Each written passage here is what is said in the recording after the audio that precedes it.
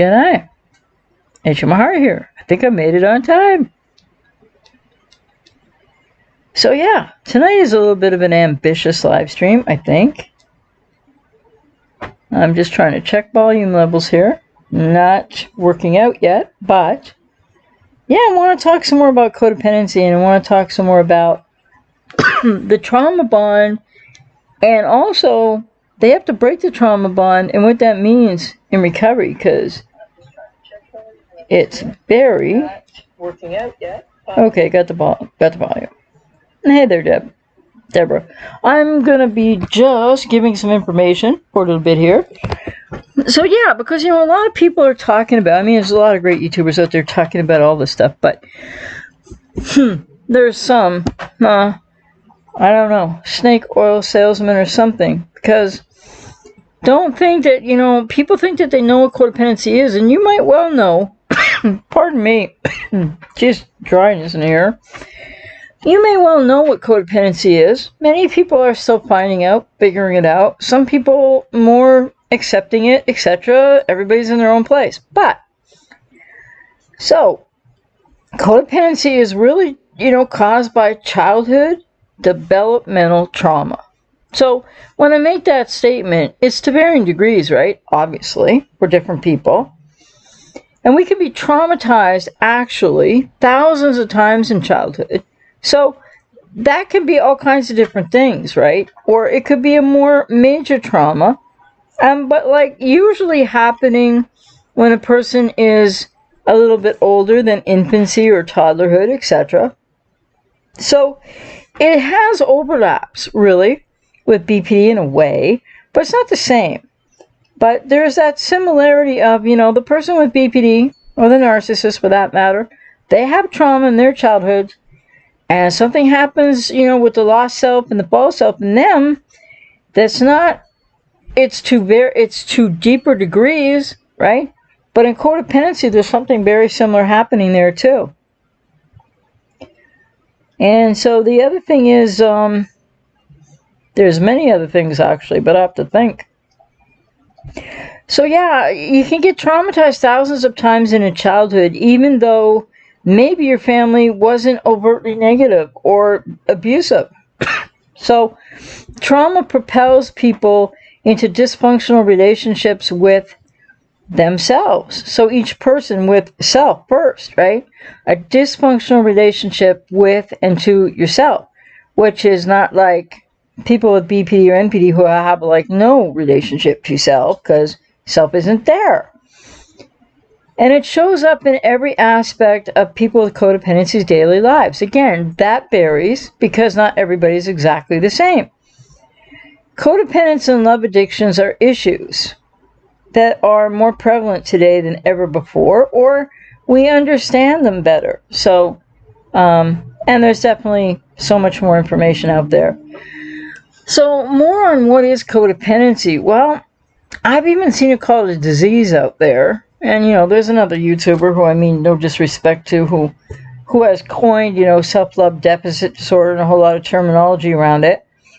But I don't think it's right to say it's a disease. But it's a form of emotional immaturity to varying degrees for different people with codependency, because it's been caused by childhood trauma, varying degrees, right? For each person, not all are the same. And a lot of people then with codependency will have somewhat of, not necessarily be entirely emotionally immature, but will lack some of that emotional intelligence that is really needed for emotional health, mental health, and well-being. So what else did I want to say about this? So you don't have to be from an overtly abusive family to have been traumatized. And one of the main things that happens to people who develop codependency is that you took on shame at one point or another in your childhood, and that causes people to have a fundamental core belief that there's something, quote, there's something wrong with me, unquote, or, quote, I'm defective in some way, unquote, or maybe things that people don't actually even think consciously, but negative core beliefs nonetheless, right, that have to do with low self-esteem and low self-worth. And if you ended up in pursuit of an emotionally unavailable parent, then, that sets up the unhealthy relational pattern of codependency, because you would be pursuing a parent, maybe an emotionally available one or what have you, to get your needs met. And then if a person does feel that they're defective, this shame wound, and there's neglect and there's abandonment, often in this trauma and adverse experience for people who, codependency, it's the seat of codependency in childhood. So when people feel this way, they change themselves to compensate for the issues they feel that they have. And that's codependency. Trying to change yourself for issues that first started in childhood, that weren't your responsibility and weren't your fault, and might have been somewhat defense mechanisms against unmet needs. And so people with codependency, to varying degrees again, become developmentally immature. That doesn't mean entirely. Again, varying degrees. So, and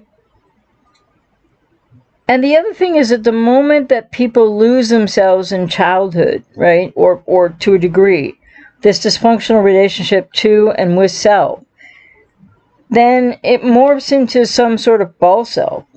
That like I've talked about, the false self in codependency is not the equivalent or same as in BPD or NPD.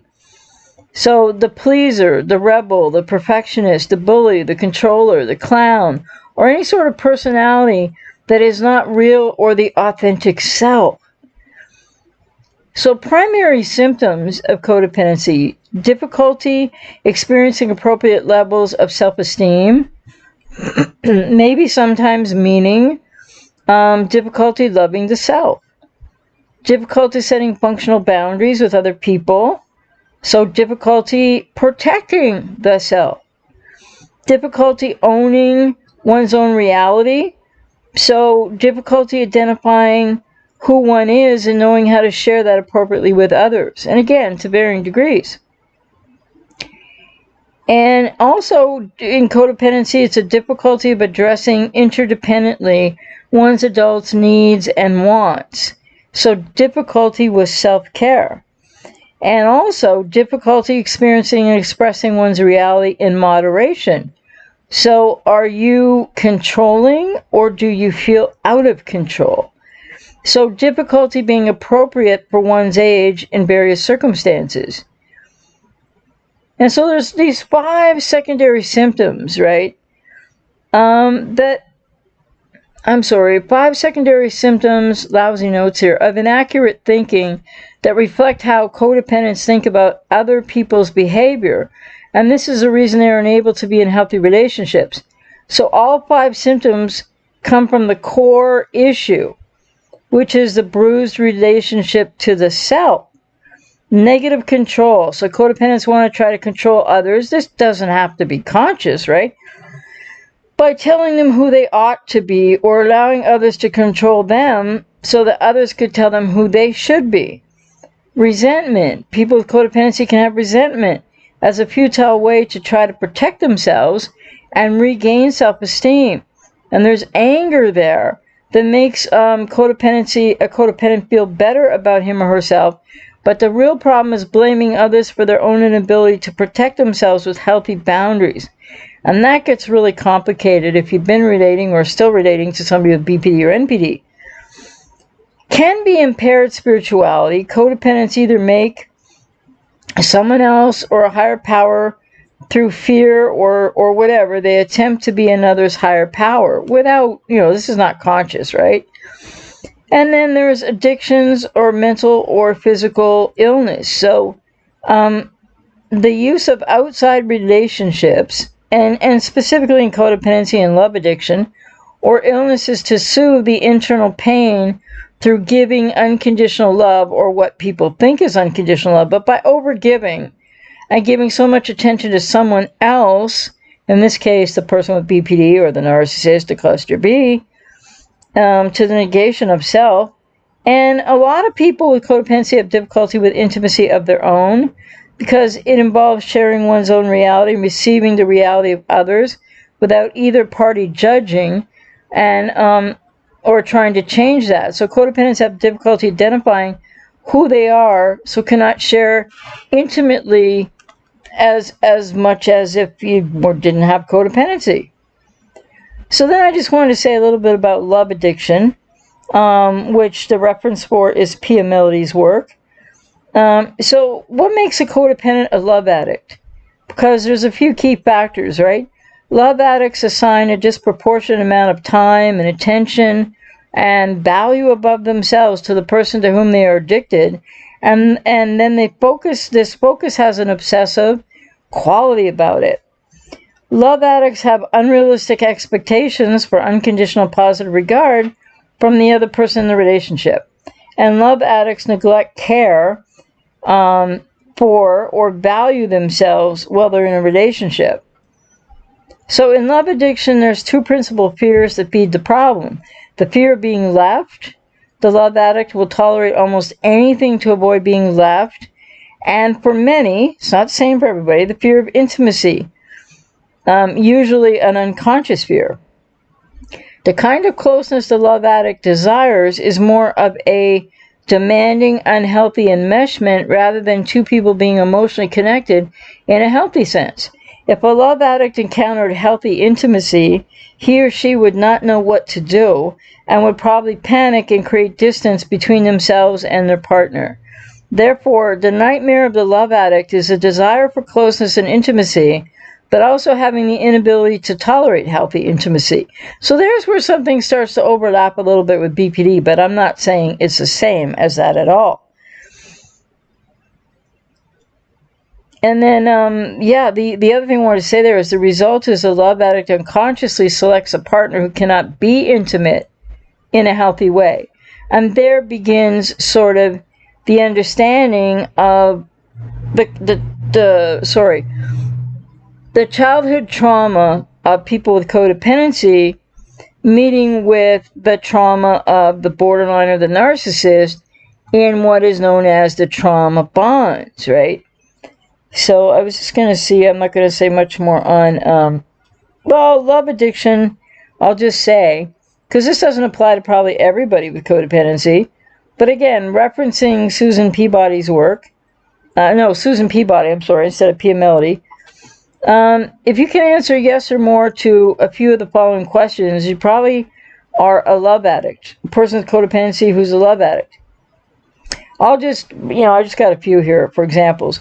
People might not like hearing this, but you might be very needy when it comes to relationships. You fall in love very easily and too quickly. When you fall in love, you can't stop fantasizing. Even to do important things, you can't help yourself. And this is the extreme, right? It's not the same for everybody.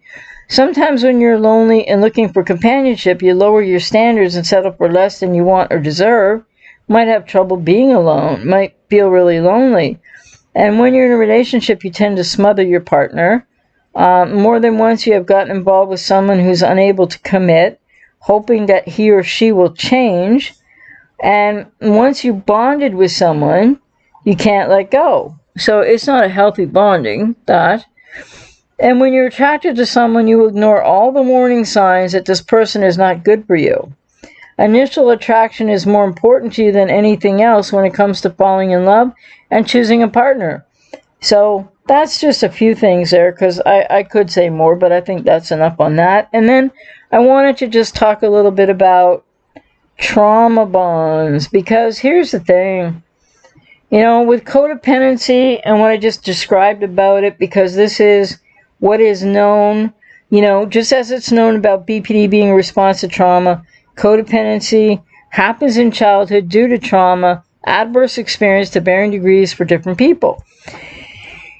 And so the key thing about this is people think about when you're looking for someone to work with to recover, you're not going to find that help in a video.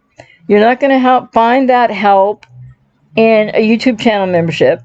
You're not going to find that help in anybody out there advertising, just out of the blue, because maybe they had a relationship with somebody with BP or something, who knows. And the thing is, and they think that they have the inside track to some marvelous recovery, whatever that could be about. No, Actually, people really do need to work with experts in this area and professionals, because to heal from BPD relationship breakups with codependency is not only to be dealing with all of that trauma on top of childhood trauma to varying degrees for different people with codependency, but it is also about breaking that trauma bond. And you can't recover from the relationship without breaking the trauma bond. And then breaking the trauma bond only further opens up the childhood, inner child woundedness that for many people with codependency, it is very much to this deeper level. And for many others, it isn't, but people might not have been aware of it. So just a little bit about what is trauma bonding, also known as traumatic bonding. Well, it can mean you're unable to leave a relationship even when your partner treats you poorly. Now, for a lot of people, that probably sounds pretty familiar, right? And do none of your friends or family understand why you stay? And did you perhaps have a childhood where you experienced trauma? Did you have a cluster B parent? That's not always the case.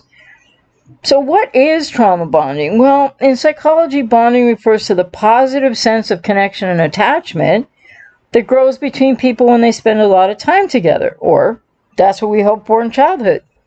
You might notice feelings of bonding after going through something both really good or difficult with a partner or a friend. You feel closer to them and more loyal. But trauma bonding refers to this state of being emotionally attached, not to somebody that is going to be kind or loving or mutual or reciprocal with you, whether it's a family member, significant other, but bonding to an abuser. And that happens for a lot of people in childhood if you have a parent that's an abuser, which isn't always the case for everybody with codependency. So trauma bonding is, a very negative form of bonding, and it keeps you loyal to a destructive situation and or, obviously a destructive person. The abuser uses cycles of abuse and then some some form of, reward. So intermittent reinforcement, right? So signs of trauma bonding. If you're not sure that you're involved in a trauma bond, or that your relationship that you just got out of, or you're not sure if it's on off again, or you're still in, check this out. Okay, so do you feel stuck and powerless in the relationship, but try to make the best of it? Deep down, there are moments you don't even know if you like or trust the other person anymore, but you can't leave. The relationship is intense and complex and involves a promise, quote, I promise things will get better, unquote. I promise when I get a job, things will be different, unquote. Or, maybe the person with BPD is like, but I promise I'll go to therapy. They never quite get there or whatever, or they go twice and then they quit. But this idea, of trauma bonding is also when you are so invested in that other person, you're losing yourself. It's a codependent, unhealthy relational pattern to self, right? Dysfunctional relation to self first and then other. And often people with codependency are trying to help, rescue, and fix, and they're enabling, but they're also trying to change someone, right? So, because it would be too simple or too uncomfortable, really, for people with codependency till they really work this through, to have somebody just turn around and really love you back, because something in the wounded inner child, there's reasons for these things that people need to go that deep in healing and recovery. So another example of being trauma bonded is, they are sometimes, sometimes, unquote, abusive, or unquote, but you focus on the good in them. And that's cognitive dissonance, but, denying the bad and the abuse and focusing on the good. Or you think you can somehow change them so they aren't emotionally or physically or verbally or all different ways abusive. Like I said before, your friends and your family have advised you to leave the relationship, but you continue to stay. On again, off again, no contact, hoover. You find yourself defending the relationship if others criticize it. Buffy had to say something. You've tried to leave, but you feel physically ill if you do, or maybe get really a lot of anxiety, or there's all kinds of symptomology. Or you might feel like you're going to die, or your life will be destroyed, or somehow now you're ruined.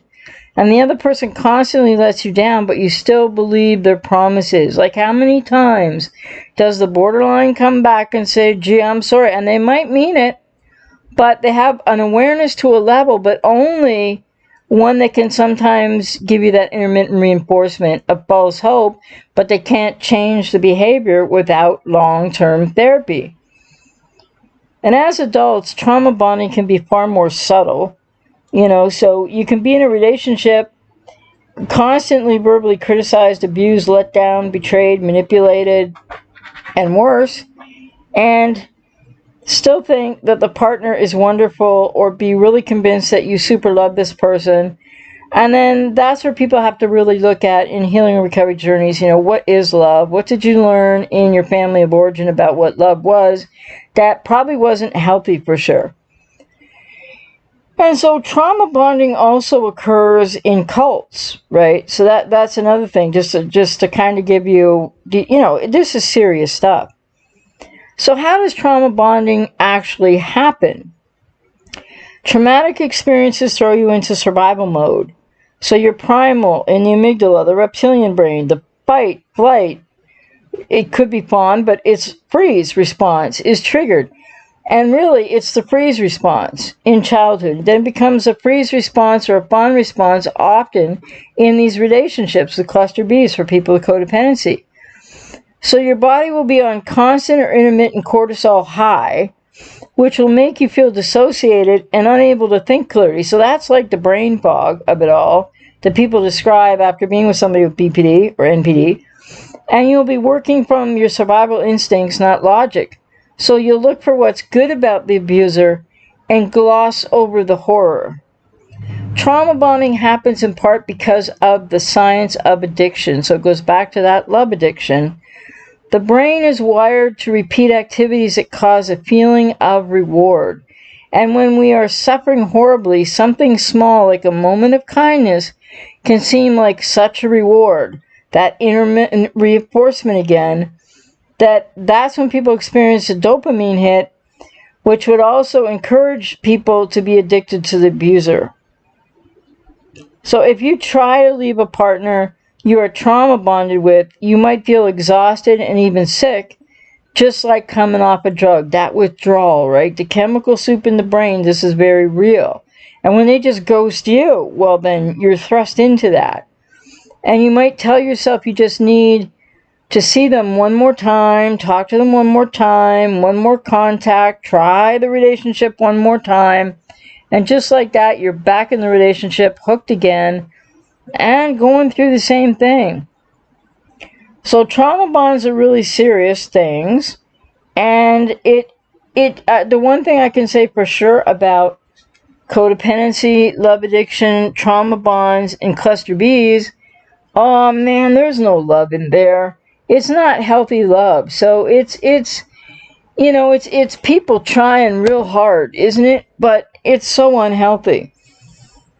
So yeah, that's my little info portion here. And just looking down at you guys have been oh, thank you for that, Roller Girl. Encouraging people to like the channel. Cool. Oh, hey Wills, how are you? And hi to everybody, by the way. Sorry. Hope you're all doing well.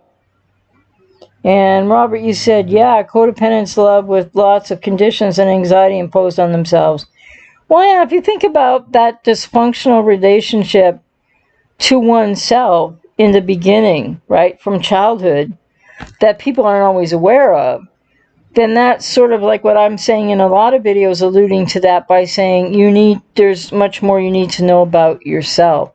And people with these, with these relationships, break up, or if you're still in one or you're not sure what's going on with somebody with BPD primarily, but it's true of narcissists as well, people really,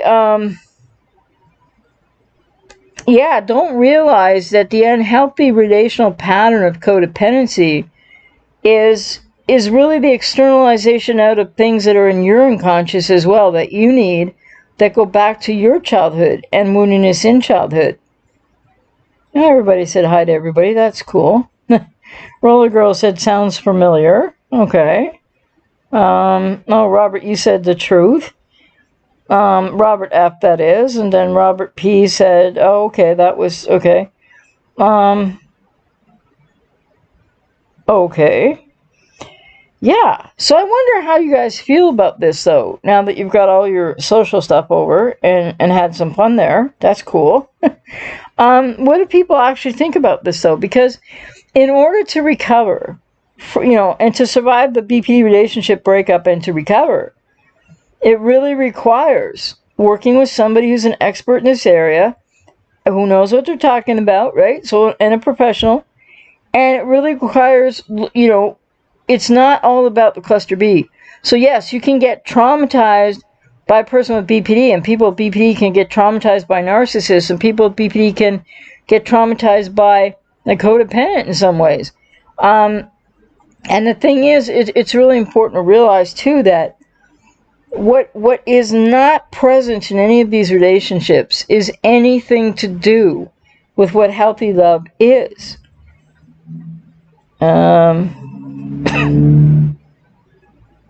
Cargill, trauma bond. Yes, my partner, in your humble opinion, is pretty mentally healthy, strong sense of self, so I was drawn to him for my lost sense of self.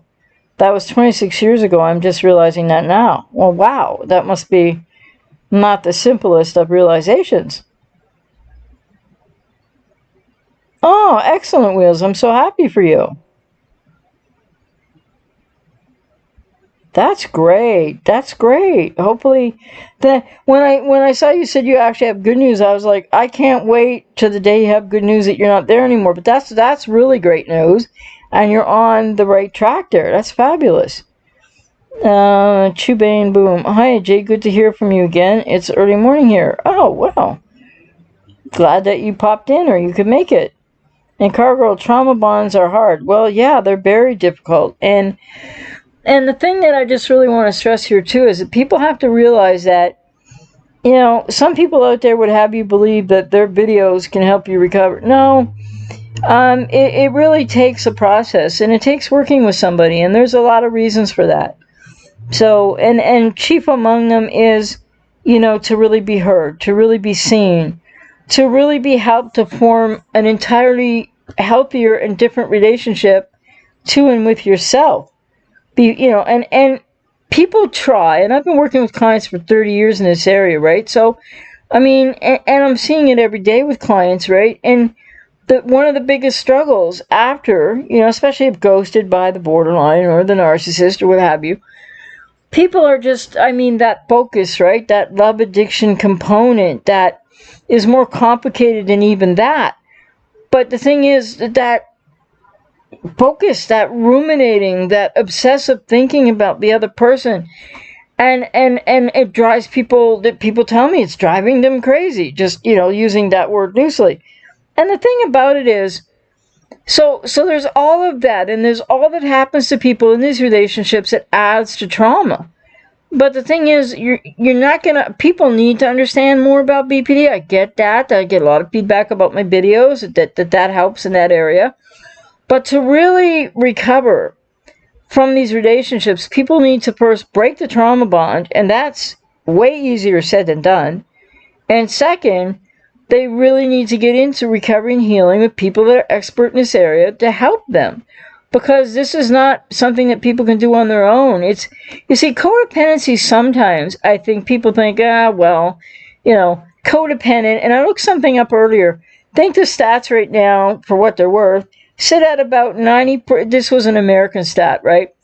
Because no offense to Americans, but in America, they do so many studies of things that they think America is the only country on the planet or whatever. But they said 90% of Americans today, are codependent, or, in one way or another, to one degree or another. So I actually thought it was more like 95, but there you go. And those are just, they're not like ironclad numbers, right? Hi there, Rob. How are you? The withdrawal with no contact is worse than anything I've encountered. I hear you on that. Yes, it is. The stress from fights and my wishful thinking to think it would work out wore me out. No contact is definitely helping. But I'm trauma bonded for sure. Yeah, I'm sorry to hear that, Rob, but I'm glad that you are no contact because it really will help. I mean, it's very difficult in the beginning because it is a withdrawal, and there are so many questions. And the more questions people have about the ex, understandable, but people need to know that there's even more they need to know about themselves. And so when I work with clients, I do it in a multifaceted way. So people, who purchase and book sessions with me, I don't tell people how to do. I'm like, where do you want to start? Where do you want to? So lots of people want to start with talking about the person with BPD or the narcissist or whatever the case or whatever relationship type. And that's fine because I think the process is best in recovery for people. What I try to facilitate for sure anyway, well, what I do facilitate is that people can talk about what's most pressing for them to talk about. And then, as they're ready to open more or to change the trajectory of the process, that's when that happens. Because I don't tell people what to do, and you can't direct people beyond where they're at. So what I find a lot of clients are doing is they're asking me a lot of questions about BPD or the NPD or whatever relationship type, and they're wanting to know more and understand more for sure. And then sometimes they'll bounce back and forth between that focus on the ex or the parent or the sibling or the adult child or whoever has BP or NPD in people's lives. And then they'll also then make I statements about how they're doing and what they're going through and what they need to learn. And then they can rapid fire a lot of questions at me that way too. But so what I know from my expertise over 30 years of working with people with this and my own lived experience prior, my own healing journeys, is that I think people need to work with somebody. You got to find what, if I resonate with you, I'm out here, but you got to find a good fit. But what I offer to people is really the process is yours. And I'm here to help however I can, right? And so I don't direct the process. Because it's multifaceted, multi-layered. It's that cluster B you were just with, and it's a whole bunch of other stuff. And people are, betwixt and between a lot. So, and Wheels, you said trauma bonds with your, quote, family, unquote, have totally warped my ability to bond. It's definitely led to other trauma bonds, too, in my early adulthood. Yes. And that's really what codependency is all about. That's what happens for people with codependency. I'm sorry to hear that, though. And hi there, Elle. Wheel said, I definitely learned my lessons looking back. Well, and that's what's important because we can't change the past and we can't, just like people who've been ghosted by somebody with BPD or been in a relationship with a borderline or narcissist, and now it's like off again or it's over or people aren't sure. And people are definitely in, with codependency in that withdrawal phase, and then contact becomes that dopamine hit, that intermittent reinforcement that's really taking people in the not healthiest direction, right? But it's complicated for sure. And Rav said, I didn't even know what love addiction was before. I'm a big music fan and even had to stop listening to those songs. These songs, or you said, as it triggered me, and the same goes for romantic movies. Love shouldn't be painful. Right on, Rob. And you know what? Movies and culture and music, they just offer us up on a plate codependency and model in movies, romantic movies, etc. Like Jerry Maguire always comes to my mind, right? You had me at hello. Excuse me, gag me, right? And you complete me. And I don't think, given what's going on in the world today, I don't think it's an accident. I think it's programming like so much else of TV and movies programming. And so it's in the culture, it's in the movies, it's in the music. There are so many songs that I've listened to over time, like they're just so codependent about the relationship or whatever. And like you mentioned, Rob, the same with movies as well. So I'm glad you realized that too, because codependency recovery and recovery from these cluster B relationships really requires a lot of changes. And like you said, Rob, for some people, and I know I've been there, done this, you have to drop some of what were your favorite songs and maybe a movie you really liked before, or a kind of movie you might think you'd like going forward. All of a sudden, there's no entertainment value to it anymore. Because after all, I would add in that I don't think those things are merely for our entertainment, if you know what I'm saying. And maybe there's two levels there, too. And then Rav said, but what you see in the movies and hear in the songs make it seem that way. Yeah, absolutely. And I think I just spoke to that, but I hadn't read your last comment. It really does, because I don't think that's some, ridiculous coinky-dink or anything, coincidence, that's the way that, there's a lot of stuff that goes on, right? That subliminally, from the day we're born, it starts, okay? And then when we go to school, sure, gonna learn reading, writing, and arithmetic. Good. But they're also programming us there too. And it's all about, and I'm not just going to say it's the uber other, in the world and whatever people might think about that. But it's at the lowest level of it all, even.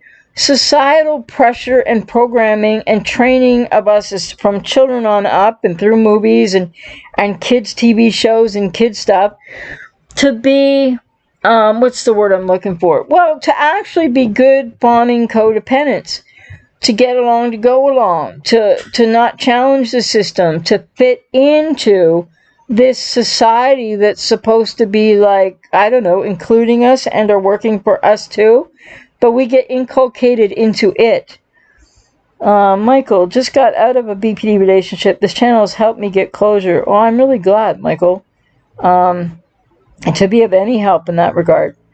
And Cargill, I was wondering, when someone starts to work with you, what should be talked about first? You answered my question.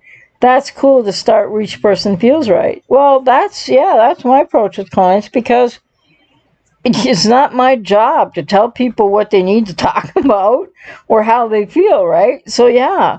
And sometimes people ask me that question in the beginning of a session, the first session, be like, well, so how do we, well, because maybe some people, they start, right? And I'm just like, that's cool. And then they'll be like, wait a minute, but I didn't ask you, is this okay if I just talk about this, or because I wanted to tell you this, that, and the other? And I'll say, yeah. They'll go, because I don't know, do you do it a different way? I go, no. And then usually, like sometimes with a client in a first session, I'll just say they're not sure what to say first or how to start. And I just say, hey, well, I just encourage everyone to start with what's most important, what's on your mind, what are you feeling the most about, what are you thinking about, what's happening for you. So, yeah, I'm glad that answered your question, Cargo, before you even had to ask it. That's just cool when that happens. Wills, I don't know why, but I could never stand movies music with the quote love unquote theme. As I get older, it bothers me more and more. Well, yeah, and I think it's for the reason that we're talking about here that Rob brought up. Insightfully, Cargo, OMG, songs and movies, especially songs I relate to and love. Now I'm reading more into lyrics.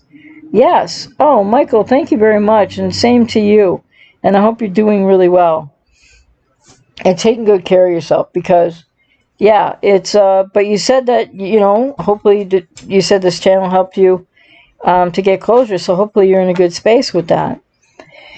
And yeah, it is hard when you think about it, but like I sometimes, when I'm just chilling, because there are those times, I'm like lately feeling a little more lost as to what to do. If I want, there's things to do, but if I want to just spend time and like say, okay, so I might read or whatever, but if I want to watch something, I don't know what to watch anymore. So even a lot of movies that I really used to like, and it might be the, Aspie and me that I like to watch some over again, but there's some I can't go back to anymore. And I definitely see the programming, the mind, the inculcation, which, to society at least, and to be like a part of the masses and follow the crowd and, quote, do all the right things, unquote, and stay within all the boundaries, right? It's good not to break the laws and stuff like that, but you know what I mean. Oh, ABCXYZ. Well, hey there to you too. But I think people need to really understand and realize, and I'm not saying that lots of people don't, But I think lots of people coming out of these relationships with someone with BPD or a narcissist might not be taking the codependency aspect of that seriously enough, or understanding it to the depth of the fact that you have, because of something that happened in your childhood, people with codependency already had before you got with the cluster B a dysfunctional relationship with and to yourself. So that becomes part of the healing for like a double reason after the cluster B. And Franny, is it possible to recover from BPD? Yes, it is. It's absolutely possible. It takes a lot of work, a lot of dedication, a lot of determination. But if you are willing to stick with the process and you find a good fit of a therapist to work with, yes, it's absolutely doable. Because BPD is a response to childhood trauma as well, and usually a much deeper level of trauma than most people have with codependency. So it's a trauma response. BPD is not a personality disorder.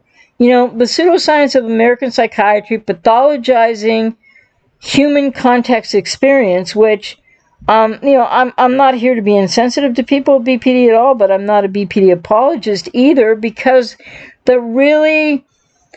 I have to watch what words I use, because certain words in the English language don't work here and don't work for me in general, but there is an injustice. There is something really with no equity in the fact that people with BPD go through so much trauma in their childhood, one way or another, perceived or actual, 75% versus 25%, and nobody asked for that, right? And nobody deserves that.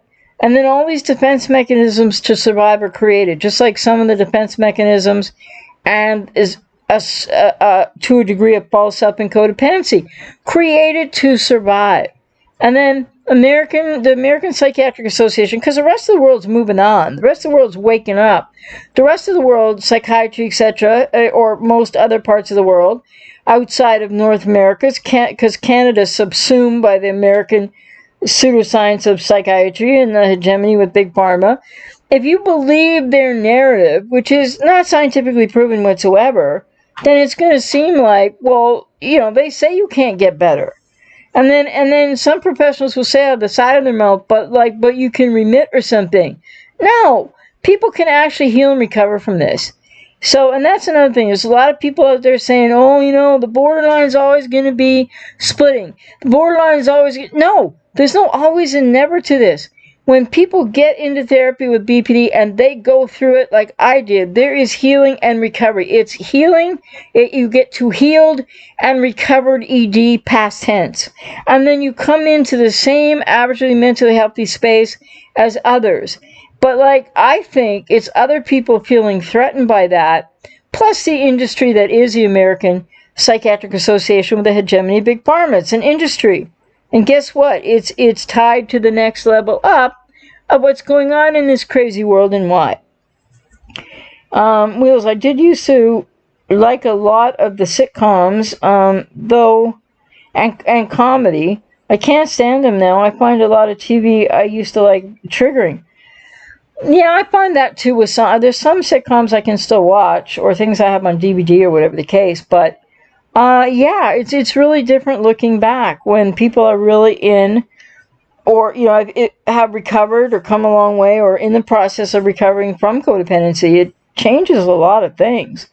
And also, as people recover more and more from the relationships with somebody with BP or narcissist, but also codependency, and doing that inner child healing work, family of origin work, self-differentiation, that three key terms I'm putting out there as they're extremely important, but they're not all the moving pieces of recovery. But unless people are doing that, and when people do that, then there's going to be other toxic people in your life somewhere, and they're going to have to go too. Be it family, be it a friend, be it whomever. And it's not simple stuff. And ABC, Mahari, do you know something of autism or autistic traits and how autistics or people with autism react to abusive upbringing? Can it be that people with autistic traits tend to become BPD or possibly NPD? Well, you're welcome, Fanny. I think that's a very complex question because Okay, let me put it this way. The American Psychiatric Association and the pseudoscience of the hegemony of Big Pharma, meaning more meds, more meds, more meds, they're trying right now to fuse BPD with high-functioning autism. But it's not the case. They're not the same thing. But they can co-occur.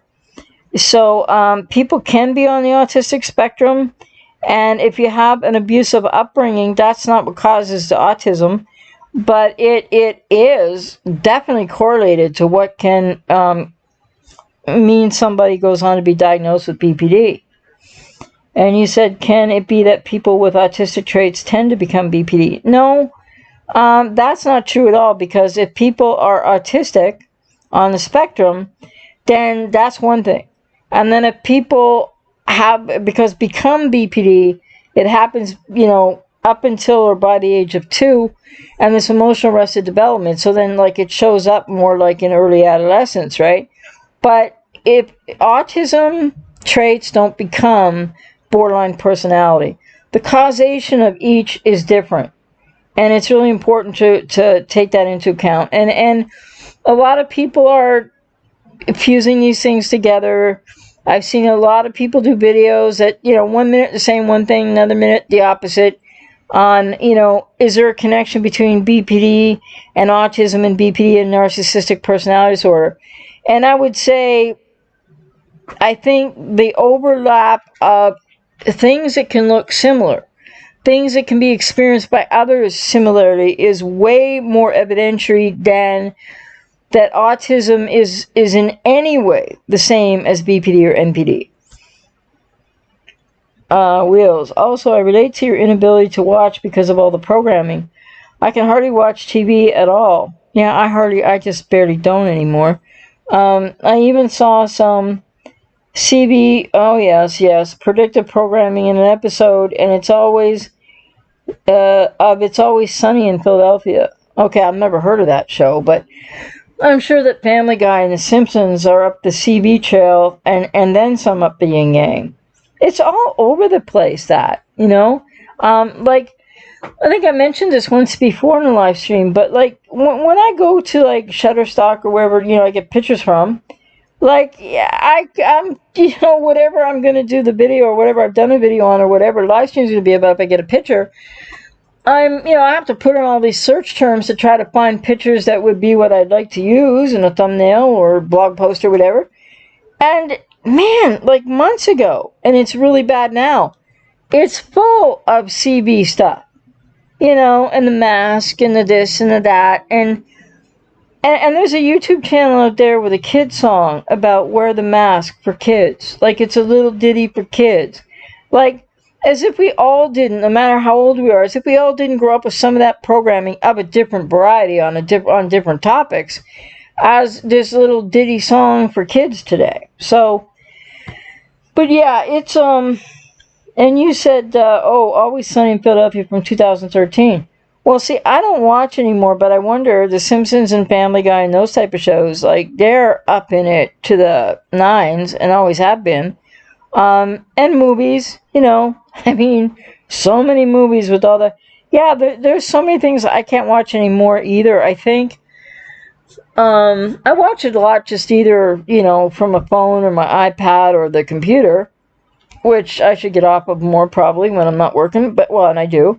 But I've only turned the TV on a few times recently, and that would be, like I said, I can stream the hockey games too, but I've watched some of the NHL. I watched the Toronto Raptors lose to Boston in the NBA, because when you're a Toronto fan, you just get used to watching your teams lose all the time. But yeah, that's about the only thing I would put the TV on for, is sports, or the odd time I catch a rerun of Seinfeld or something, but I have the whole series.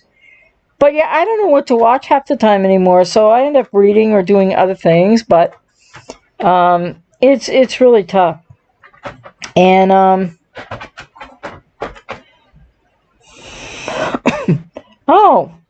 Cargo can relate to what you said, Wheels, because I don't know what the show is, but I get the drift of what they likely were doing in a sort of what's the word I'm looking for? Not in a negative allegorical way, perhaps. And Will said, yeah, I was watching it the other night. The episode I'm talking about is called The Gang Gets Quarantined. Oh, well, yeah. In the episode, they quarantine themselves in the bar to avoid a severe flu. Well, there you go, right? I mean, yeah. And, ABC, I'm sorry, Mahari. Oh, that's okay, because my name, you could really call me AJ, but you said English is not my native language, and I have only 200 words to write. Yes, both of which you're doing very well with. I'm sorry to have asked a confusing question.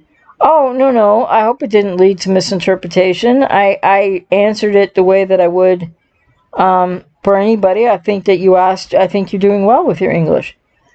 It's just a loaded question is what it is, but that's okay. Wheels, oh yeah, I think I saw the song you're talking about, AJ. It was painful to listen to. Yeah, well, it frankly made me cry. Because I'm like,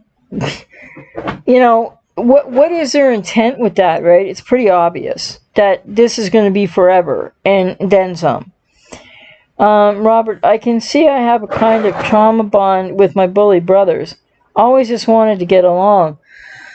Well, yeah, Robert, and with the trauma in your childhood and your bully brothers, you definitely would have had that fawn and freeze response, and you were trying to survive and get by, especially when you were young and when you were, in your childhood. And then that pattern persists into adulthood because you just wanted to get along, right? But then sometimes, I don't know, maybe you've addressed this already, but then you have to see them for the bullies they are. And then, hey, it's boundary time, right? In recovery, for sure. ABC, I know that autism is a brain disorder. Well, it's not really a brain disorder, but yeah, it's kind of like in the hard wiring, but I don't even think it depends, right? I mean, higher functioning, I have Asperger's syndrome, which, they, in the DSM-5, they call ASD level 1. Let's mechanize everything and dehumanize everybody while we're at it. That's the pseudoscience of psychiatry. But the point is, sure, it's a little bit of a pain in the butt sometimes, but I realize it's in the hard wiring. But also, with neuroplasticity, I've been able to map and expand and really change some things about it. It's not that I'm getting rid of it, but I don't think it's a disorder, really. It's a different way of being. Now, when it's more down to the other end of the spectrum, that's a whole different story, because people aren't maybe able to be verbal, people aren't maybe able to express themselves and communicate, and there can be a lot of deficits there. And you said that that BP is not autism. Okay, well, and I didn't mean to say that you didn't know that, right? And your question was if people with autism who grow up in abusive households are more likely to develop BP or NPD than neurotypicals who grew up in abusive families. I don't think there's anything known about that. Like, I don't think there's anything in scientific evidence or anything to suggest that there's any measure to say that somebody with autism growing up in an abusive household is more likely to develop BP or NPD than, and neurotypical, by the way, is, and your English is fabulous there. Neurotypical has become a meaningless word because now people are calling themselves neurotypical if they're not borderline or narcissists, and so what does neurotypical mean anymore? But I know what you mean. And so I think the answer is that there is no evidence, no way to measure, no reason to believe that people with autism are more likely to develop BP or NPD, because when you're in an abusive childhood, it's just more likely, period. So, to the best of my knowledge anyway, and there might be something out there, but I don't think there's anything that's been scientifically proven as evidentiary, like studies that are replicated, that people with autism or on the autism spectrum would be any more likely to develop BPD or NPD. Because that trauma in early childhood is going to devastate anybody, I think, autistic or not. And Robert only had one nice girlfriend, and it was alien having her being accepting of me. Well, yeah, it would be, Robert, and that's the really sad part of it is because, codependency has at the heart of it, right from childhood, that nobody asked for, but, a dysfunctional relationship with and to the self, which is caused by something in the way that you were raised or in your family of origin, because it's not the child's fault. Um, Hey there, Paola. I'm not sure if I'm saying that right. How do I stop feeling guilty for blocking and stopping contact with BPDX? It has been 2 years since breakup, and I still feel stuck. Apparently, she moved on, and I feel frustrated that I haven't.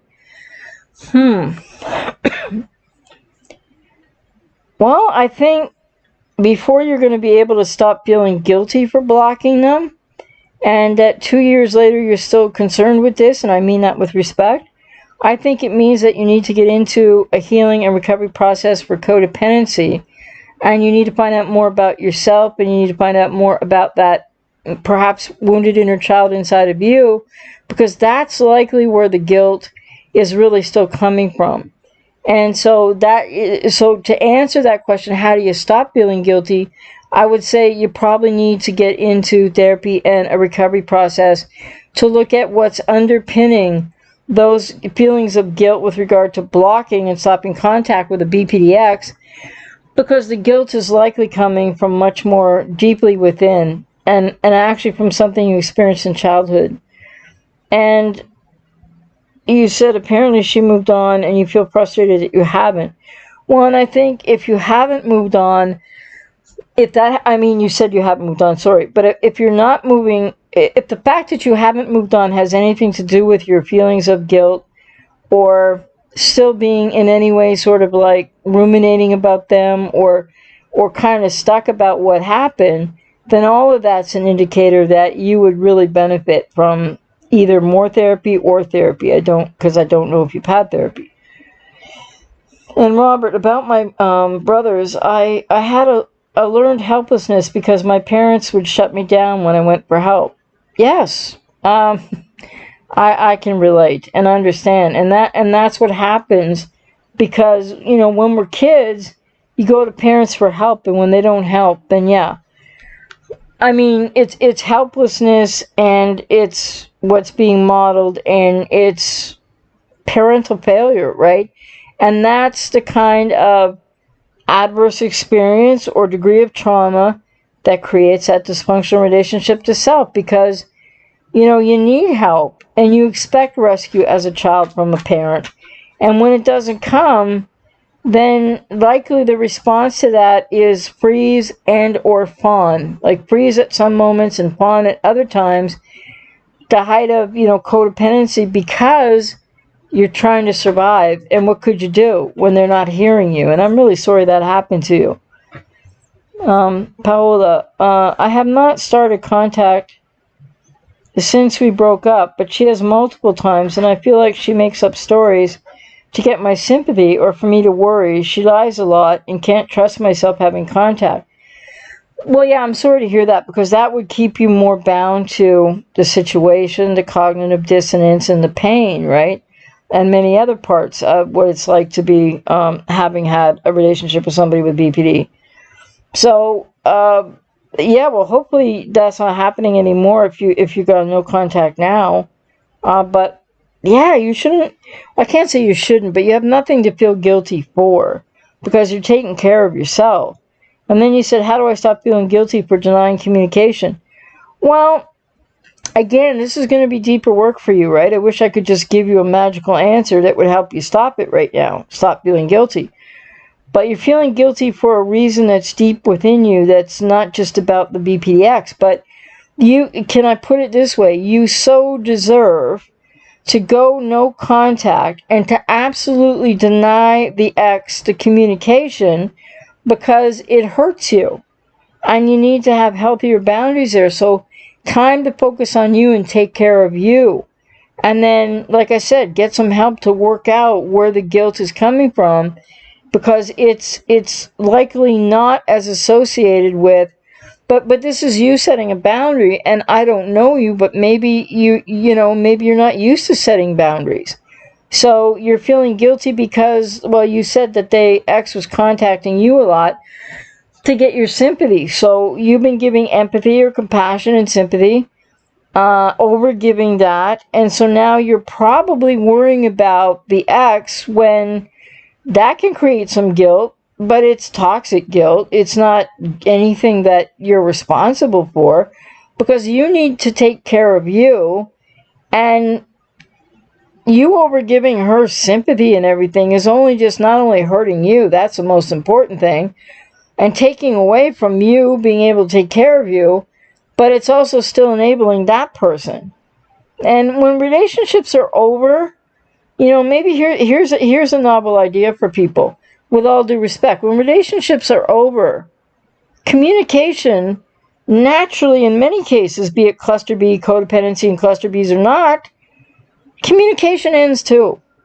I mean, not the same way as with cluster Bs, but often in relationships when people part ways that, aren't involving cluster Bs, they might have a little more closure, they might have a talk, it might be a little bit mutual, but then there isn't communication after that. So I think it's people with codependency left with so much trauma from the relationship, and this trauma that is often from childhood that might not be in people's conscious awareness until unless and after this. And when you get into healing recovery journey, that it drives these feelings of guilt, and it's the reason why people overgive and why you still feel sympathetic to your ex, because it's not in your best interest to give sympathy or empathy or compassion there. It's time to concentrate on yourself and move forward in your life, which probably means some healing and recovery, working with somebody. Michael, I did not know what BPD was until after the breakup splitting occurred. I researched trauma-based on her past, and BPD kept coming up. This helped me not take it personally and to go no contact.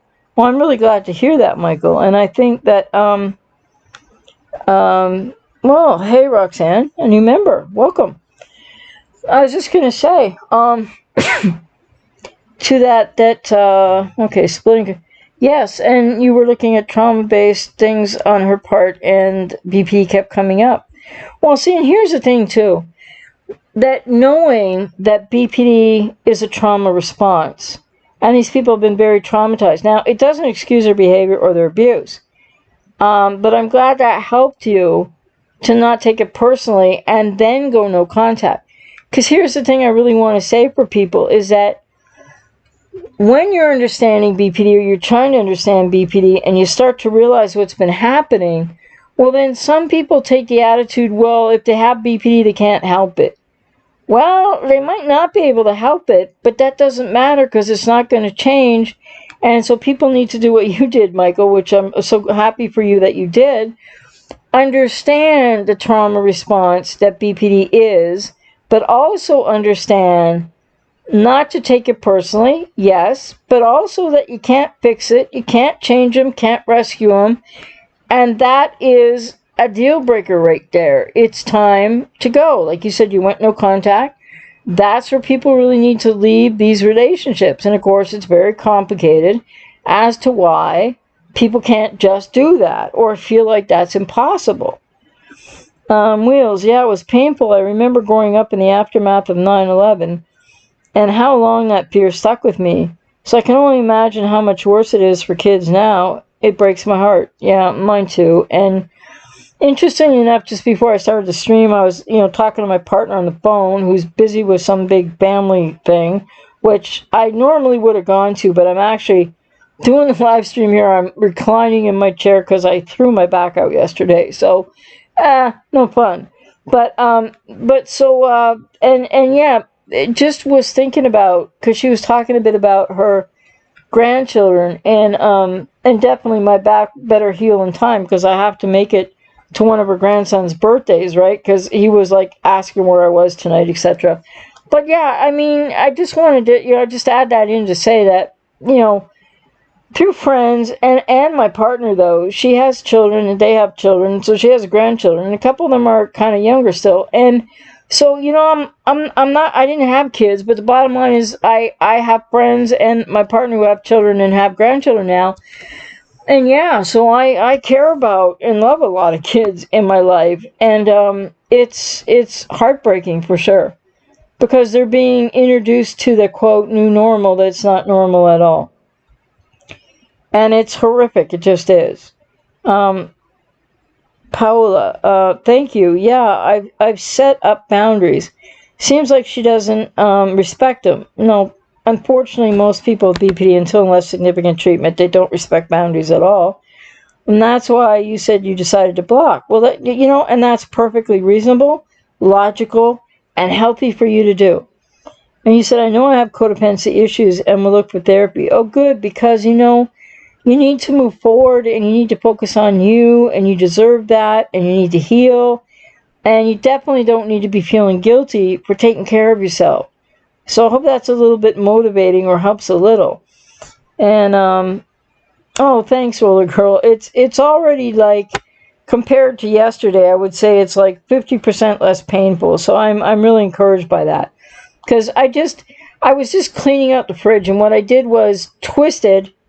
And the point is, I know, because I do have bad neck, bad back problems, but anyway, real quick on this, that I should stay square to what I'm doing, where I'm reaching, what I'm grabbing, etc., in between the shoulders forward, and I didn't do that, and I wasn't thinking, and I was in a hurry, and I was twisting, bending, stretching, reaching, and oh yeah, all of a sudden, right in my lower back, oh boy, spasms. But it's already getting somewhat better today, but have a little way to go yet. Have to rest it extra. Just a little hard to get up and down, but today I could actually straighten up a bit, and I couldn't yesterday at all, so thank you, but it will get better. And I have a really great, high level of pain tolerance. This isn't anything that's like that bad. It hurts, but I can handle it. So using the deep cold and the ice, and resting and doing the exercises that a chiropractor taught me many years ago for that. And yeah, hey Roxanne, welcome. And welcome to the membership and welcome to the channel. Nice to quote meet you, unquote, right? It's kind of a weird way to say that, but it's a sort of meeting, isn't it? A meeting of sorts. I'm glad that was helpful, Paola. And yeah, because it's toxic guilt you're feeling, so it means it's not healthy, and that, don't feel bad. I just will try to encourage you. Don't feel guilty. Don't feel bad. Try really hard to just reframe that. And you're taking care of yourself, and that matters, and you matter. And she's her own problem. I mean, he or she, sorry. They are their own problem now because they're their responsibility. And now you can take more responsibility for you and get into a healing recovery process. And yeah. So just reframe that. That might help you until you get working with somebody. Wheels, I'm worried about my younger cousins. I love these kids, and I hate the fact that this is their normal. I know. And you know what? Since I'm a lot older, but I would say people your age, and growing up in the shadow of 9/11 and whatnot, like people your age and various ages have gone through various different things, but maybe not as bad as what's happening now. I don't know. It's hard to measure those things, right? And then I know for me, well, I'm, just about to be 63. So anyway, well, in a couple months, we won't rush that kind of thing, right? But anyway, it was different because I think in some of my childhood, family of origin was horrible. Nothing was innocent there. But in the world, it seemed like a more innocent place, so to speak. But yet, we didn't have enough news, right? Like there was, now there's too much and it's ridiculous. But there wasn't that much information out there. And there was some, but not like today, about the world. And I think the other thing is that none of us really knew what was going on the global level of things. We had no way to know that then, but we certainly know a lot about it now. And I would encourage more people when I make these vague references, if you think I sound a little cuckoo, do the research. Because if you're not somebody who's waking up to the reality that reality isn't exactly what they say reality is, research it, look into it. Wheels. Oh, I think I read that. Yeah. And then you said, AJ, do heating pads help you? Oh, well, they can help me sometimes with the neck. I have, a couple of heating pads.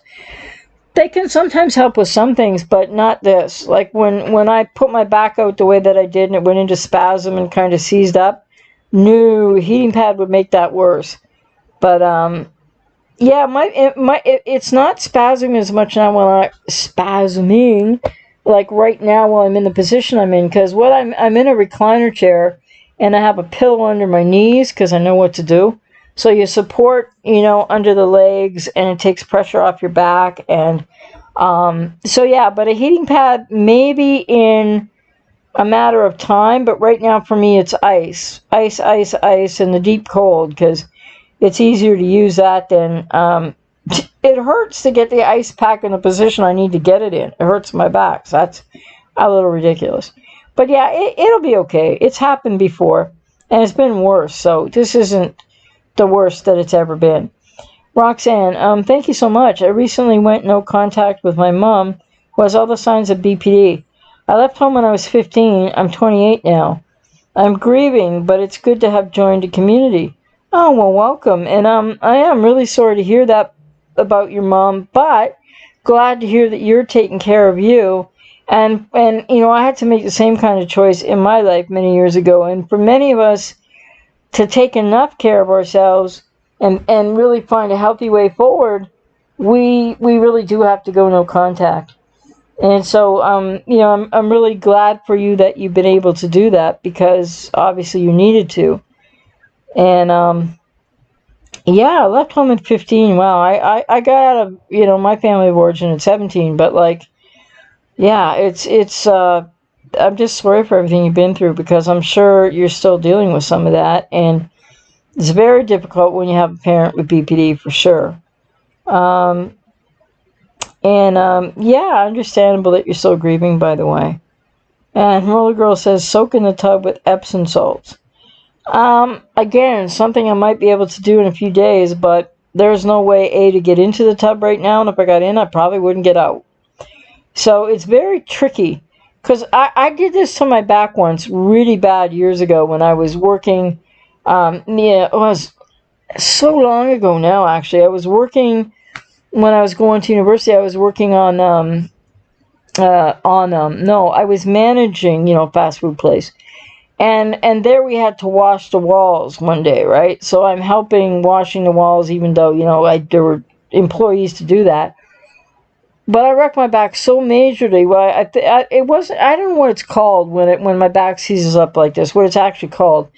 But it's, I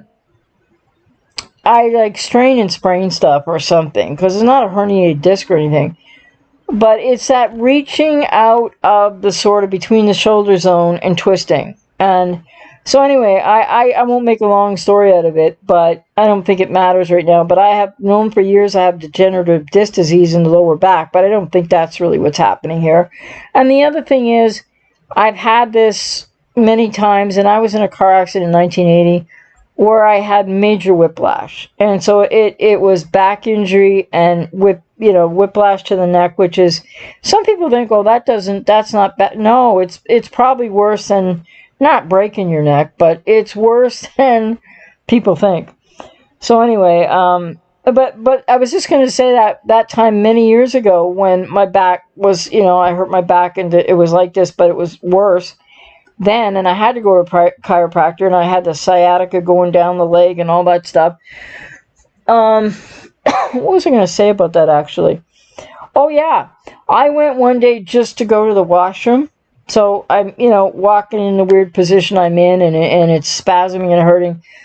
Went to sit on the can, and had to throw myself on the floor because the spasming of my back was locked and unreal. And then, yeah, that's how I had to get help. And then an ambulance, they come pick me up in that position, was like, oh God. And the bottom line was really, I didn't need to go to the hospital or go in an ambulance. It's just a matter of you have to inch your way out of those stuck positions with spasms, but I'm not going through anything like that right now. But I just know that, things are cool, but when I go to the washroom, don't want to be too TMI here, I'm just real careful about the getting up and down thing. So wouldn't want to get into the tub just right now. But as the spasming, it's calmed down. And as it calms down some more, because you don't want to get stuck somewhere, right? That's the problem.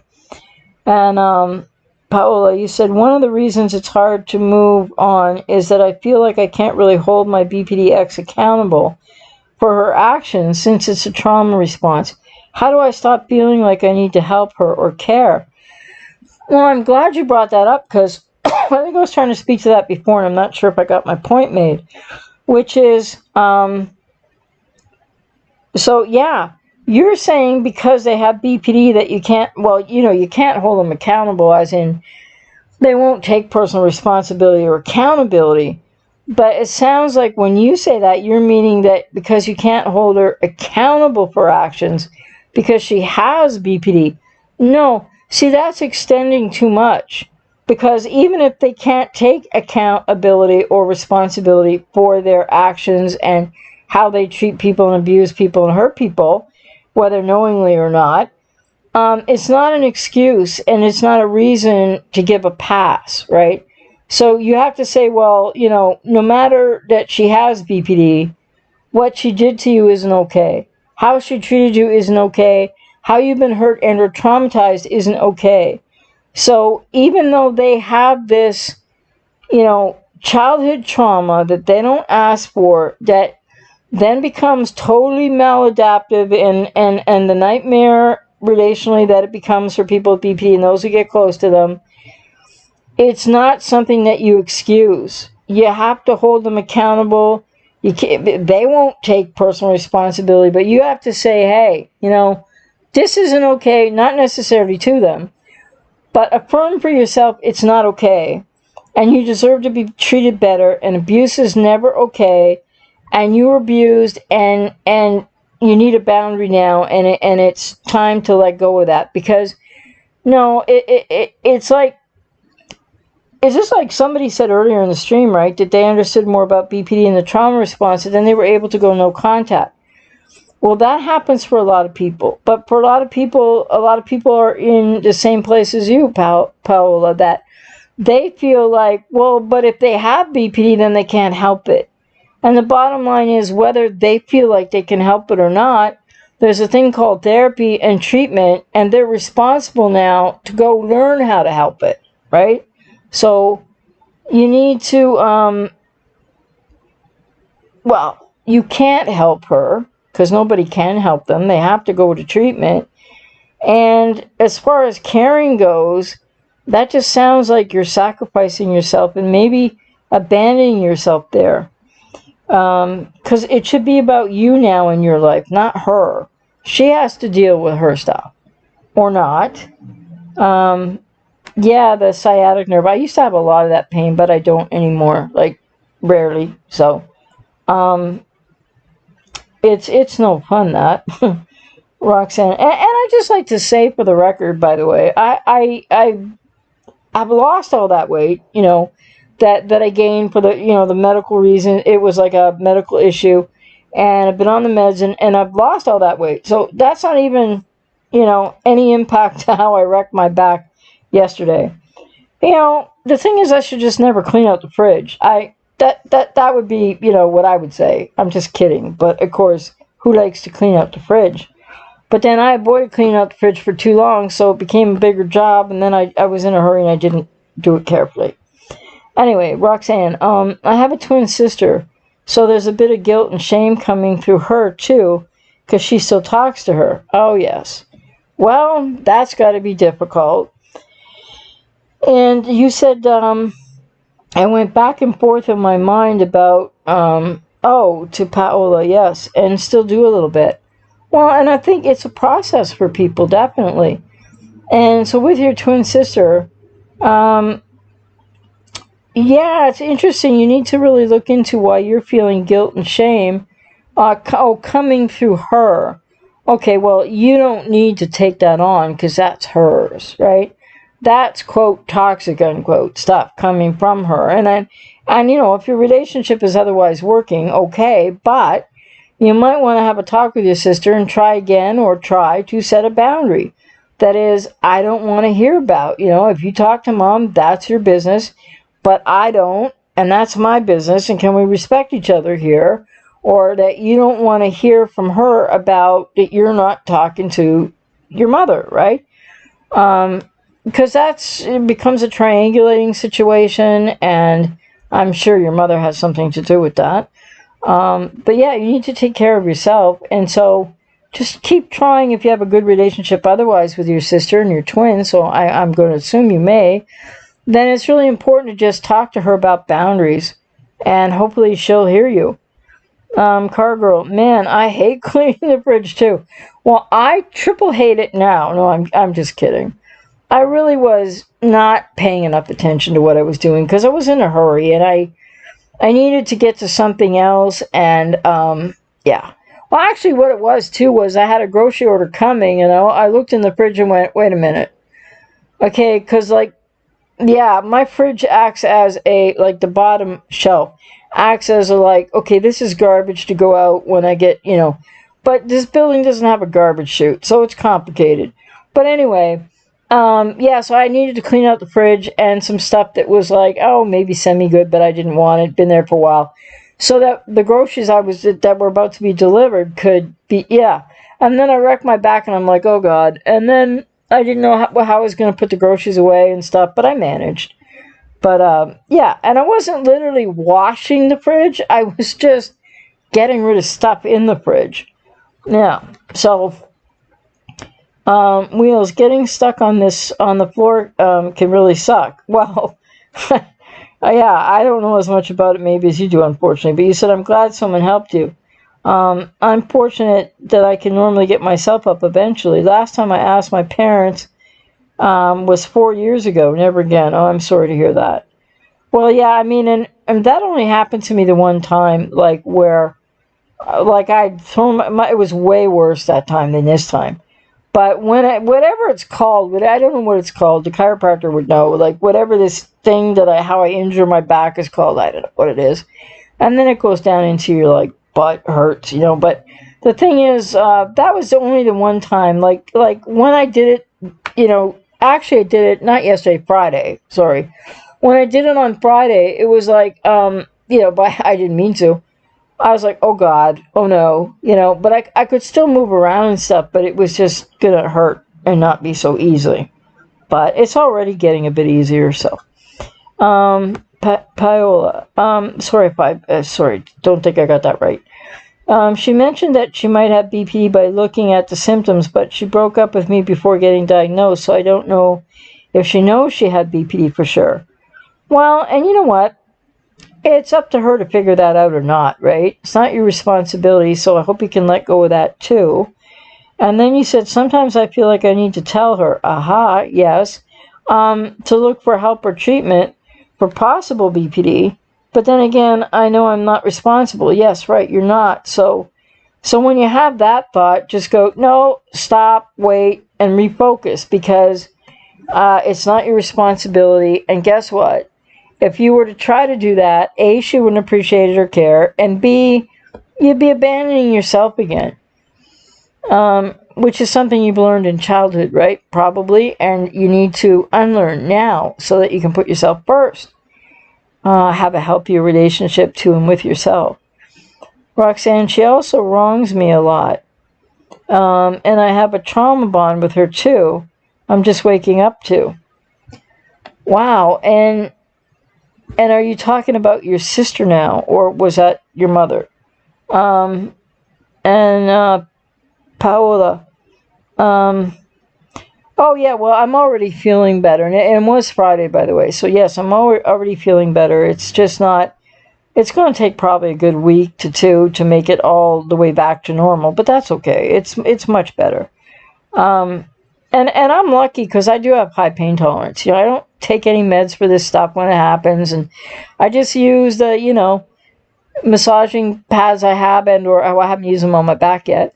But then I also use deep cold and ice, and I do the exercises, and they hurt, but that's part of getting better. And when it comes to my neck, not that this is what the stream is about, but I'll just share quickly. like I've been having neck problems. It's the computer too. But I have a bad neck. So the thing is, that's why I'm not always on camera, just because because I work. And today, I was talking to members most of the afternoon in the Zoom chat. So that was really interesting and great to do. But like when I'm working all week with clients, like I'm staring always into the computer or phone, whichever I'm on in Zoom, and like it gets to the neck. The bottom line is I have the Dr. Ho. I'm going to give a commercial because they're so good. The Dr. Ho pain system and the massage things, those pads. And I put them on this morning, like before I was going to start, doing the Zoom chats for members here, and in which I knew it was going to strain my neck some more. And it was like, it hurts, kind of, but I'm like, it hurts so good because it's loosening up the muscles. So I do everything au natural, right? Like I don't take any meds for these problems whatsoever. I hate medication. I had to take it for that weight issue though, when I gained all the weight, because it's a medical thing. So, but lost all that, so that's not the problem either. And keeping it off now.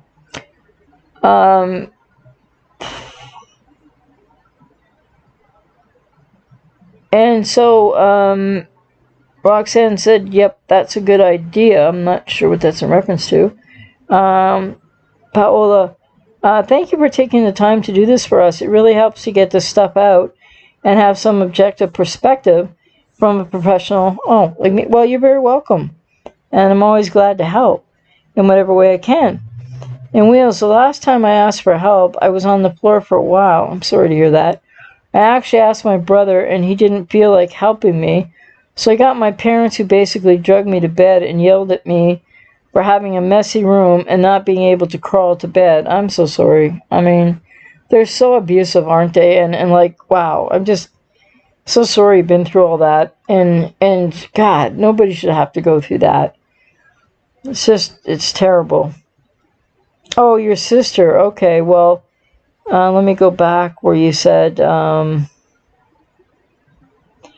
Roxanne, you said your sister also wrongs. So she wrongs me a lot, and I have a trauma bond with her too that you're just waking up to. Wow, that's got to be difficult because, yeah, I mean, as you seek to break that trauma bond with your sister and heal, it might become pretty stressful and problematic because maybe she's not going to be in the same place, right? So, but I hope that no matter what, you will persevere in your own recovery because you're very aware, and that's got to be pretty scary because I'm not sure, but I would take it you probably don't want to lose the relationship with your sister, but, and I'm not sure what you mean by wrongs you a lot, but yeah, I mean, to realize that you're trauma bonded with your sister has got to be pretty painful for sure, and I'm sorry to hear that. And so the issues that children and then the adult child of a parent with BP have, yeah, can be very substantial in codependency. And sounds like your sister is still very much enmeshed with your mother, and that you've broken free of that. So yeah, I really hope for you that you can navigate through this without that causing a real break between you and your sister. But I don't know. It's hard to say. And Robert, sorry you had those siblings. Yeah, to Wheels. It sucks having family so self-centered. Well, yeah, and the other thing too about the Wheels' siblings is that, and this is not to excuse them in any way, shape, or form, but they conform to the power structure, and or they're becoming narcs and bullies themselves, but they don't want to rock the boat, and as Wheels has been the scapegoat and the target, they don't want to help. I mean, it doesn't excuse it, right? They become enablers in this regard, if not worse, flying monkeys, because they don't want to be the next target. But that sucks. Like, I mean, in my childhood, I was constantly trying to help and protect the golden child who's a narc now, and whatever, I haven't talked to since 1988. But the thing is, like, I would still do that, it's like, but And yes, I would get it from my parents for it. But the thing is, so many people won't. And I don't know. I was a fighter. Let me just put it that way. But when I had to be to survive. But a lot of people and families just will not challenge. They don't want to rock that boat because they don't want to, you know, clearly there's a scapegoat, right? And they don't want to be scapegoated. So they just, yeah, follow along, which is horrible. And Will said, if nothing else, at least it forces me to be more independent, so I don't get upset about it too much. Well, I think you've grown through it, Wheels, but yeah, but it's still, it was trauma, right? And you should have never had to go through that. And Robert said, yeah, AJ, my brothers repeat my parents' scapegoating. And yeah, and when they do that, for some, it's going to be that they're enablers of unhealthy parents or a cluster B parent. And sometimes they're going to be, if you have, if a person has a narcissistic parent, they're going to end up being the flying monkeys, and then, sometimes they become, or, they're narcissists as well. That's what the golden child in my family of origin certainly is. So I would rather be the scapegoat all day long. I don't have a problem with that. I worked that through and healed it, but, because people think the golden child never, they get hurt in their own way, but then they often end up being the flying monkey enablers and or narcs themselves. And then Robert said to Wheels, right on Wheels, good point, how they taught us to be stronger. Well, yeah, they definitely do give us that gift, don't they? They don't give us the gift, but we find that gift. That's one of those silver lining aspects, right? Of being in healing and recovery and getting more aware, and definitely not wanting to. This is where the family of origin work comes into, people's healing processes and recovery processes, because it's so important to differentiate yourself from the family of origin role that they imposed upon you. Cargirl, I admire you were a fighter and asked questions while still so young. I've started that, and it's getting better. Yeah, well, thank you, Roller Girl. I don't know why, Cargirl. It was just, yeah, the way that I coped was the way that I was in survival mode, and, yeah, I don't know, I can't explain it, but I knew there were things that I would do sticking up for that ingrate, sibling, narc, golden child way back, that were going to get me, punished by the parents, but whatever. I don't know. I'm not here to go, oh yeah, hooray me. It's just that for some reason, in the ridiculous family I came from, so my reference is mine, I'm not, but I am a Christian, and so I just say it's gotta have something to do with God, because I don't understand where I got the moral compass from that the family of origin, nobody in the family of origin had. Well, I mean the immediate family, but few in the extended family. Maybe like one or two. And it's interesting, just while I'm mentioning something about moral compass, morals and ethics and such, which people have to develop in healing and recovery journeys, and I had to too, your own personal philosophy. But for some reason, I had these morals and these ethics and these values as a young kid. And I don't know from where. I mean, we got sent to church a little bit. But I was just going to say there was an interesting comment on the channel. I haven't got back to responding to. Well, I'm always behind and never going to catch up, but I try to get to as many as I can. And a person wrote on one of my videos, a comment recently, I saw it earlier today, was, can't remember the whole thing, but basically I think they have autism, and they said that it should be made illegal for people with borderline personality to interact with people with autism. And something about, I know, it was a video I did about 4 people with BPD, that isolating yourself isn't the answer, but that doesn't mean I'm telling people with BPD, go out and hurt people and be mindless. No. But so they were saying, but they invoked the word that they have no morality or no moral code, people with BPD. And it's interesting because, of course, all this stuff is wide-rangingly different among individuals. But I just thought that was interesting that somebody thought that the law should do something. Like, we can't legislate morality. We can't legislate ethics and values. We can't legislate against stupidity. We can't, so it's kind of like in this world today, I think a lot of people coming out of these relationships with codependency and all the different relationship types of somebody with BPD or NPD, that, people are hurting in their individual lives in the microcosm, and it doesn't mean that people don't have morals or ethics, but maybe they're not sure what their core values are. And the other thing is, in society, where is it being mirrored to us even in society anymore? For those of us that didn't get it in family of origin, because I'd say very, very rarely, if ever. And like what Rob mentioned before, and what Wheels and what I was talking about was, in the predictive programming of movies and the codependency and all the stuff that's involved in what, quote, is to entertain, unquote, us, because it is to train, quote, train, unquote, us. And so with regard to that, whatever I was just saying there, I think I lost my train of thought. But it really is, like, we really have to be more aware, oh yes, on morality and ethics and values and developing a personal philosophy. It's so important because, people with codependency lose that too, to a degree, right? I'm not saying you don't have morality or whatever, but you can lose your moral compass. You can lose your way. What's best for you? Because don't forget, in codependency, it is the creation, by no fault of people who are children developing codependency because of something to do with parents, then whatever the case may be, you get this dysfunctional relationship to and with self, so there's a part of self lost in a way, not to the extent of BPD or whatever, but then that affects people's ability to embrace, know, or understand fully that maybe their core values, right? Because maybe there's more negative core beliefs than core values.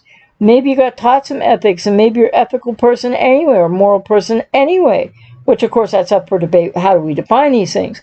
But so this is another part in healing and recovery from these multi-layered, multifaceted relationships and trauma bonds and codependency, is really starting to look at what is, what do you believe in? And when you've been sacrificing yourself and abandoning yourself, kind of you have to look over the landscape again of self in recovery and all that means. And it's also addressing negative core beliefs and a lot of powerfully deep things.